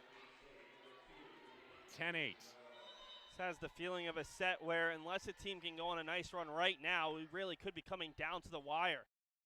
Doyle gets it across. And what a play. Bailey Wilson, the quick turnaround, but they're going to give the Beacons the point here. They call a net violation on Keene State. That looked so fast from Wilson. It was such a nice play, and Bob Weiner is asking the down official what the call is. But well, Bailey Wilson turned around with a confused look on her face as if to say, what? And that was another one that they called late. But the Beacons will take it. It's 11-8, now 11-9 as they do get the point right back with Sarah Williams. Yeah, another situation where a couple players looking at each other, who's going to take it, who's going to take it. Nobody ends up going for the ball for UMass Boston. Sydney Johnson here. Beacons up by 2, and now 3, as Matthew couldn't handle the punch from Kiosa. Kiosa's the player of the match if UMass Boston wins it. She's been so consistent. I'm sure Keene State said, we've got to take away Czapiewska if we can. I'm sure they were like, we've got to limit Tiscareño, limit Doyle. Kiosa was probably somewhere on the scout sheet, but not the number 1 target to slow down, and she's been the number 1 reason the Beacons offense has kept chugging. Yeah, she's been all over the place tonight. Kamensk sets up Reed, who has it rejected right back at her, but they keep it alive. Here's Kiosa again. She's got the last 3 kills for UMass Boston, and really is the only player seeming on either side who's getting consistent kills here in the fourth set. Last set, the Beacons hit over 460. Keene State hit almost 250. I'd say this set, it's a much lower hitting percentage for both sides. And the rejection at the net here. Reed and Tiscareño again form that wall, and it's 14-9. And McLaughlin got out of the way thinking the block was going to go wide, ends up right on the line, and Keene State forced to call their first timeout. UMass Boston starting to feel it, trying to put this thing away here in the fourth set. Up 2-1, trying to move on to Western Connecticut. Back in a moment. The University of Massachusetts Boston, with its scenic oceanfront campus, easily accessible to downtown Boston, is recognized as a model of excellence for urban public universities. 16 NCAA Division III sports are part of the more than 100 student organizations that create an engaging campus life in America's biggest and best college town. UMass Boston, Boston's urban public research university for the 21st century.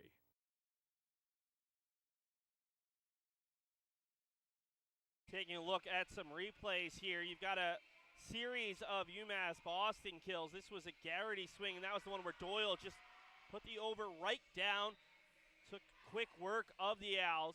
Later on, this is another Alex Chiosa kill. At this point, with Czapiewska not doing as much here in the fourth set, she probably leads all players in kills as well. And again, most of these highlights here in set number 4 have been Alex Chiosa, the freshman of Greece, who moved to Quincy, Mass. Right before her senior year of high school and has made the adjustment pretty well, not only to America, but to American volleyball. You're going to have the Owls getting the point out of the timeout as Garrity couldn't dive down and get it. So it's 14-10, and Matthew to serve here. And Parker, lucky that Garrity was there to bail her out. Chiosa again almost came through with another one. Back the other way we go. Chiosa turned around and the ball was right in her face. No reaction time, and it's 14-11. It's unfortunate because if Chiosa steps out of the way of that ball, that's going out. Yeah. But really can't fault the freshman who's been so good today. Here's Garrity. And Cominsk with the set. Here she is again. This time it doesn't work. Bailey Wilson was not going to have it from Chiosa that time. Yeah, the issue right now is that's a little bit predictable. Carson Cominsk has been going to the well so many times. You've got to find Tiscareño, find Reed, take a little bit of the pressure off of Chiosa here on the near side. They got to find 11 more points here in this set. There's one of them, Tiscareño. Smart move. Now you get Czapiewska in for Garrity. A little bit more offense. And Chiosa goes to the back line, so playing a little bit more of a defensive role for the Beacons here until the rotation shifts a bit. Chiosa back on the serve. Matthew keeps it alive. And the other end, Parker. That one was going to be close. And they're going to get Cominsk at the net here to make it 15-13. I think the big thing, if UMass Boston advances, which is still a big if, just a 2-point lead here in the fourth set, leading 2-1, they are going to have to pass better on Thursday to defeat the number 1 Colonials. Here's an ace for Matthew. Chiosa played a little too far back. And it's down to 1. Just like that, UMass Boston stretches it out to 4. Keene comes back to 1. UMass Boston stretches it out to 5. Keene back within 1. Reed over to Matthew and played back over. Parker with a nice dig at the net. Czapiewska just did sneak it over with the left hand. We're still playing here. Chiosa, Cominsk, and on the give and go, Chiosa uses the net, but diving down to get it, Wilson. Another long point right now. Tiscareño, that went off the foot of Wilson, and finally it ends. That's a left-footed punch from Marcel Tiscareño. The offhand, how do you anticipate that as the defense? That was a point that easily could have gone the other way, and a great job by Tiscareño to get creative there and maybe even inventive to come away with the big point. Back the other way here. And this one rejected, but Czapiewska was on the net. So the point goes to Keene, 16-15.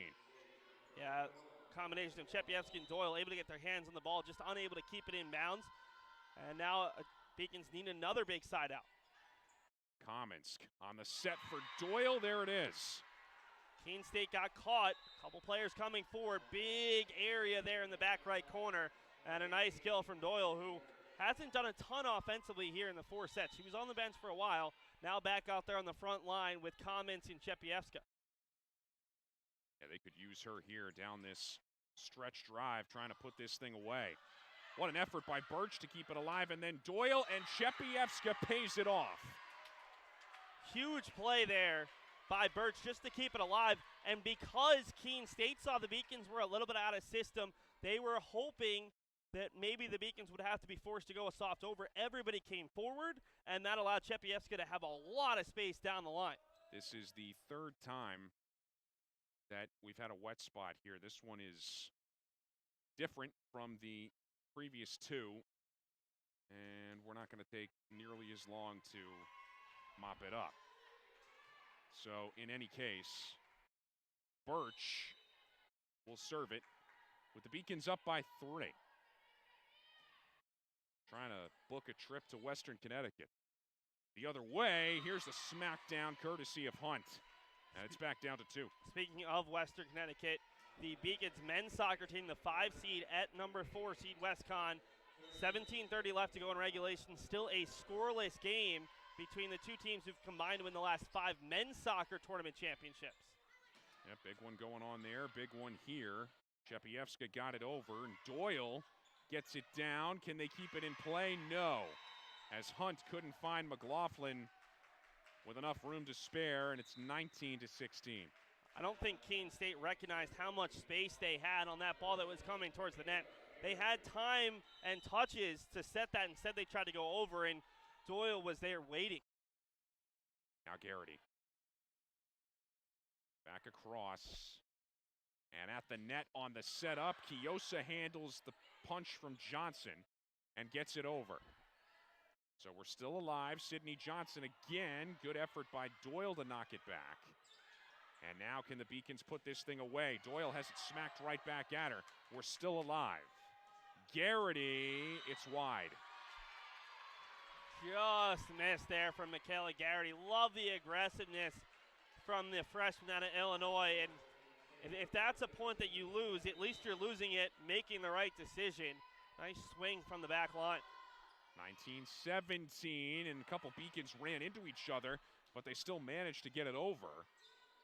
And now Kamensk on the set. Kiosa smacked back at her. And now they'll try and set this up again, but it was touched twice.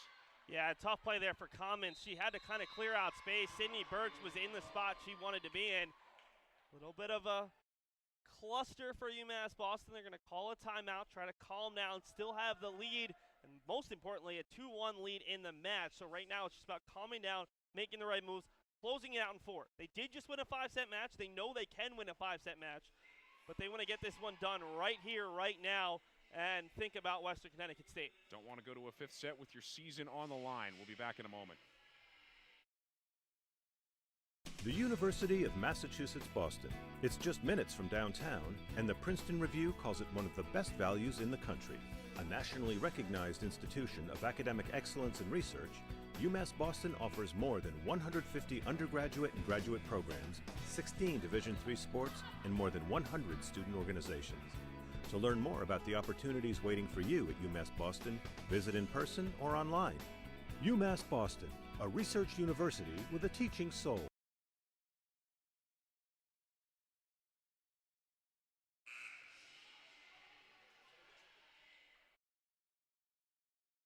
All right, here we go. Out of the timeout, 19-18. UMass Boston on top, trying to avoid another upset loss in the playoffs to the Keene State Owls. Kiosa smacks this one right into Matthew. At the net, Doyle got it over. And now on the setup, Kamensk to Doyle. There's the point. And UMass Boston the first to 20 here in the 4th set. That looked so easy from Kamensk to find Doyle right behind her. That's not an easy pass, and a really nice connection between those two players. Been playing together for 3 seasons. Really, really good job of connecting there for another big kill. And Doyle started to come alive here late here in the fourth set after not having to do a lot early. Beacons up to 5 points away. And to serve it, Doyle.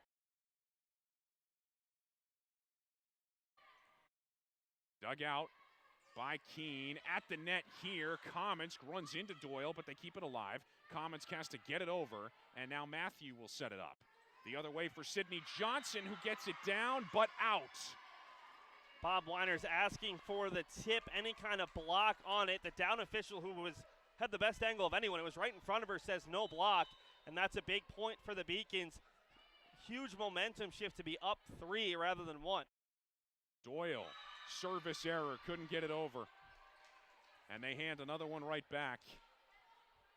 21-19.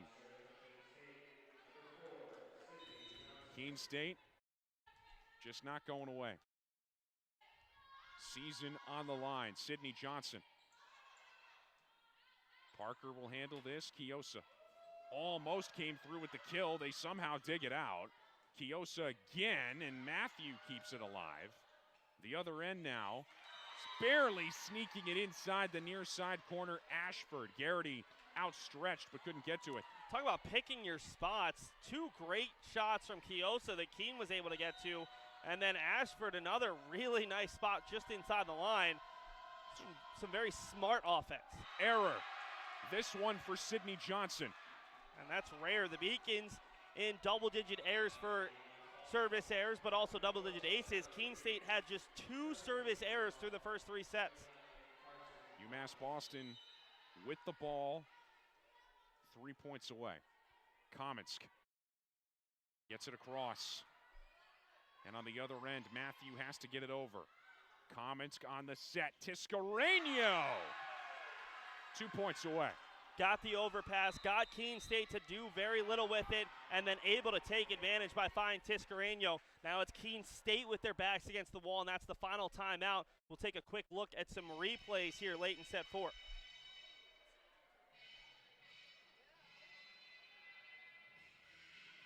And you see it here. This is a really nice job of getting that one right down in front of the Beacons back line for an ace. This was the left-handed kill from Marcel Tiscareño. He's had a couple big ones for UMass Boston. And then Keene State thought they had a kill, but Birch did a great job of getting a hand on it and kept it alive for Czapiewska. Then later on, this was that point 2 points ago where the Beacons thought they had a kill, and then a nice job of hitting it to that back near corner by Keene State to cut it to 3. Big thing here for UMass Boston is they're up by 3. Get this service in. So many times a team that especially is trailing, even tied, they use their timeout just like in football to ice the server.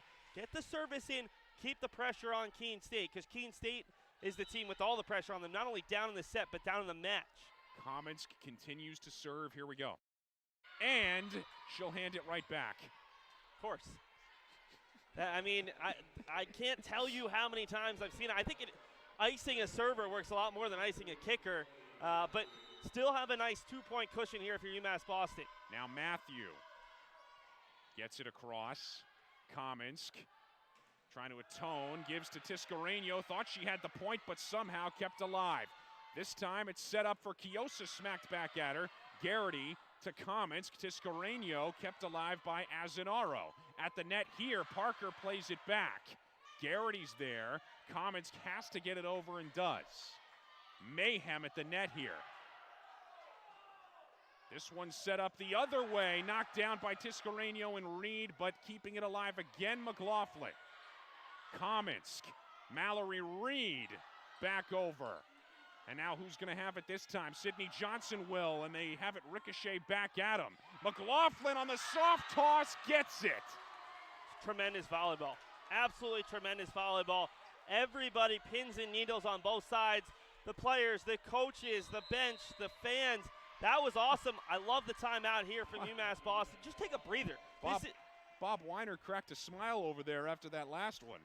That was really, really good volleyball from both sides. We'll see if we can just take a look at the replay the entire way. The one thing that I'd like to emphasize is the communication from Carson Comets. The one time the Beacons were forced to just get it over on 3 on the over. Comments was screaming, mine, mine, mine, mine. No chance that the Beacons were not going to get it over. And let's see, I don't know if we're getting the entire point. This is at least the majority of this point. It had to go at least 20-plus seconds. And it's terrific volleyball. I mean, whether you're a Keene State fan, a UMass Boston fan, you've got to love the way that these two teams are playing. Late in the fourth set, the Beacons win that point. Got a couple of match points instead. Keene State keeping their season potentially alive. And a nice job by McLaughlin, who'd been blocked a couple of times, just to tip it over. Now the pressure on Keene State's server. It's the libero, Matthew. She's got to get it in. The Beacons weren't icing her necessarily. They were focused on just taking a breath, but does the same trick. Olivia Matthews got to get this ball in for Keene State. 2 more points for the Beacons to find. Can they? Matthew does get it over. Comments on the setup. Tiscareño. Matthew punches it nearly out of play, but it's kept in. And smacking it into the net, Sydney Johnson. We've reached match point. And couldn't ask for much of a better server at the line for the Beacons. It's Kiosa, who has had a really nice day from the service line. 4 aces and no service errors through the first 3 sets. The 5'7" freshman from Athens, Greece. Got it over. McLaughlin keeps it going. Got to go to your best player there in the entire Beacons bench, shouting 1 point, 1 point. Need to win it here, otherwise we're in a battle of a race to 2. Bailey Wilson. The season on her right fist. Kiosa. Comments on the set. Czapiewska on the deflection. They get it back over. Now Parker on the setup. Czapiewska again. This one goes out of play. The Beacons let it go, and they're going to Western Connecticut. And this is a huge win for UMass Boston. You never want to go to 3 to 4 sets, 5 sets, but this Beacons team is going to go to Western Connecticut State, team that they lost to in 5 sets, as confident probably as they've been all season. Not only the 2 wins in a row, but the fact that they've won in 5, they've won in 4 for the first time all season, and that they were able to play as well as they did today against the Keene State team who brought it. This was a great defensive showing from Keene. This is a Keene team that never gave up, especially here in the 4th set. And this was good volleyball from UMass Boston. They took some punches and they were able to hang on. And I love the collective offensive balance we saw from UMass Boston. 5 different players having really strong offensive nights.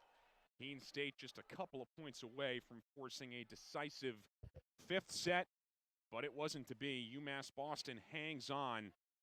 What a match here in the first round of this Little East tournament. We're going to hear from Kate Carlson here coming up. UMass Boston advances. They win it the best of 5, 3 sets to 1 over Keene State. We'll be back with post-game coverage in just a moment. What do we mean when we say UMass is here for a reason? We mean that the 5-campus UMass system is the only public research university that the people of Massachusetts established to create better futures for themselves, but also for the Commonwealth of Massachusetts as a whole. It's a university that educates 73,000 students every day and graduates 17,000 graduates every year. We are the university that educates the workforce of Massachusetts. We're one of the state's 3 major academic research engines: research that saves and improves people's lives, and research that drives the innovation economy of Massachusetts. We provide services and economic opportunity to every region of the Commonwealth. The noted historian David McCullough once said that 2 great concepts, university and Massachusetts, come together in only one place, and we are very aware of how fortunate we are to bear the name, the University of Massachusetts. We recognize that we are truly here for a reason, and that recognition inspires us and drives us every single day.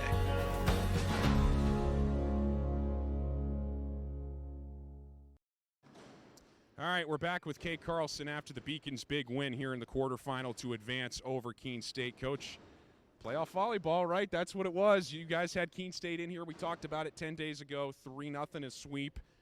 Much more competitive here tonight. You guys got behind there in the first set. What happened early?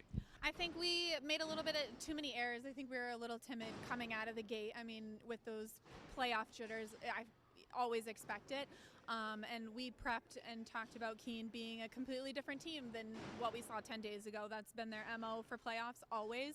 So we were ready, and the game one was it was tight. It wasn't like they blew us out, so we were ready. We made some adjustments, and we were ready to go.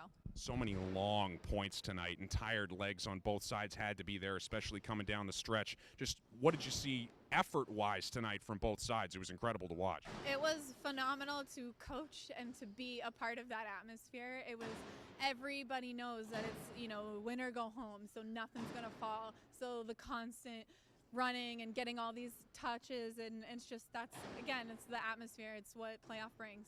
We know about Doyle. We know about Tiscareño. If you're trying to get in the mind of an opponent, you think, okay, we know we got to take those threats away. Your freshman, Alex Kiosa, tonight was all over the place. A huge reason why you guys won this match.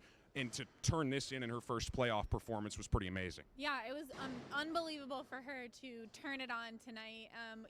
Again, we kind of came at them at all different angles, so it was really great to see that they were sticking with our middles and leaving her a one-on-one situation that she was able to just completely continue to terminate the ball. So it was really great to see.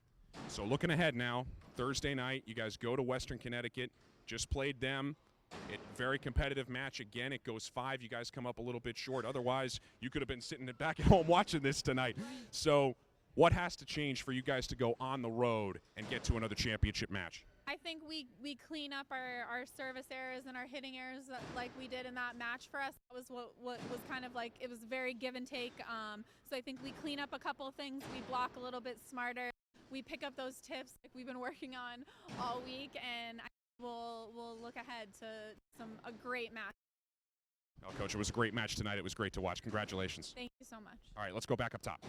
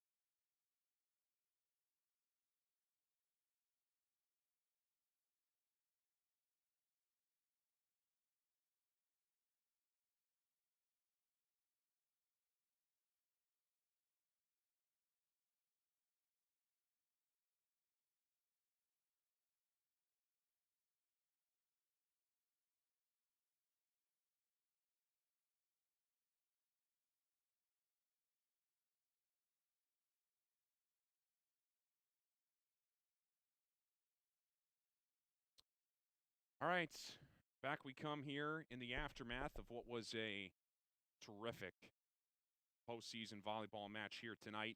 A 4-5 matchup coming in. You'd figure it would be competitive, and it was.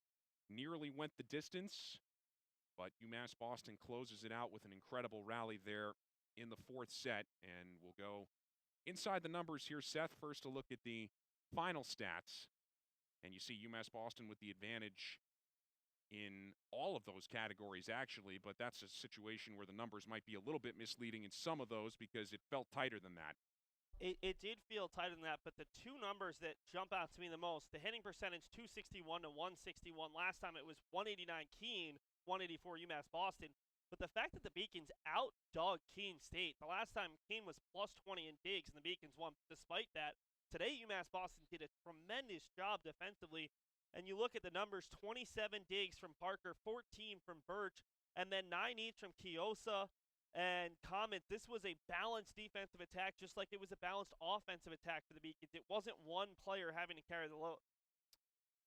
Look at the final leaders on both sides. Czapiewska, what a night, 15 kills, and well over that 600 number now for her career, counting regular and post. You see Kiosa there with the 4 aces. You heard Kate Carlson talk about the contributions that she got from her tonight, her first playoff performance, a good one. On the other side, Allie McLaughlin, the leader in kills for Keene State, talked about her at the top and our players to watch. What jumps out at you here? Well, I would say Marcel Tiscareño, 11 kills, no errors on 20 swings, a 550. Carson Comments, a nice double-double, or, well, just short of a double-double with 9 digs, but 47 assists. I think that's a new career high. And have to give a shout-out to Olivia Matthew, the senior libero for Keene State, playing in her final match of her career. Bailey Wilson's listed as a junior/senior, which is a little bit of an odd one. So maybe she'll be back next year, maybe she won't. But if it was, Wilson's another great player. So you always hate to see a player's career end. And certainly Matthew will be missed. Led the conference this year in dig. Had a tremendous match today.